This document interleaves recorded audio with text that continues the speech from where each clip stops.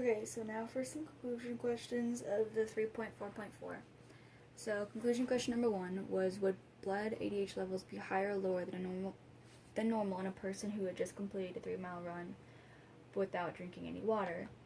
And the blood level of ADH would actually be higher than normal because of the loss of body water and sweat. So you would want the ADH to be higher so that then the kidneys could retain more water. Number 2 is the ADH feedback loop an example of positive or negative feedback. And it is an example of negative feedback because it is a continuous process working in both directions to keep the body in homeostasis. Number 3, how did the events of Bill's day impact his body's ability to conserve and balance water? And Bill was playing football and chasing around after kids in 100-degree weather. Since it's so hot out, Bill is going to be sweating a lot, which can cause him to lose that water from his body. And instead of drinking water, he drinks a lot of beer, which is making him even more dehydrated, as explained previously in this video about what alcohol does to the water content of the blood. And he should have been drinking water instead of alcohol to then rehydrate his body to make up for that sweat. And number 4, explain the role of sweating in the body. What effect did sweating have on Bill's water balance?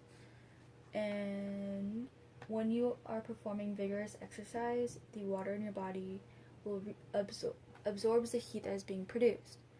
When it gets hot enough, it will start to evaporate, causing you to sweat. When you sweat, your body is releasing all the heat in your body, which causes you to cool down.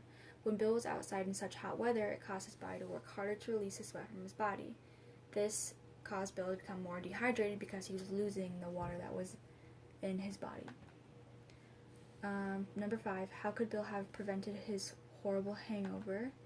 And when Bill was sweating, he became thirsty, and he should have been drinking water instead, which could have helped with his hangover because it would have eliminated it. And the beer actually slowed down the production of the ADH hormone, which helped your body to reabsorb water. So in order to avoid the hangover, Bill should have consumed more water and less alcohol. Number 6, diuretics are often prescribed to treat high blood pressure. Given the name of the class of drug, how do you think diuretics affect the kidney, the fluid and electrolyte balance in the body, and overall blood pressure? So they work on your kidneys by increasing the amount of salt and water that comes through the urine. And too much salt can cause extra fluid to build up in the blood vessels, raising your blood pressure.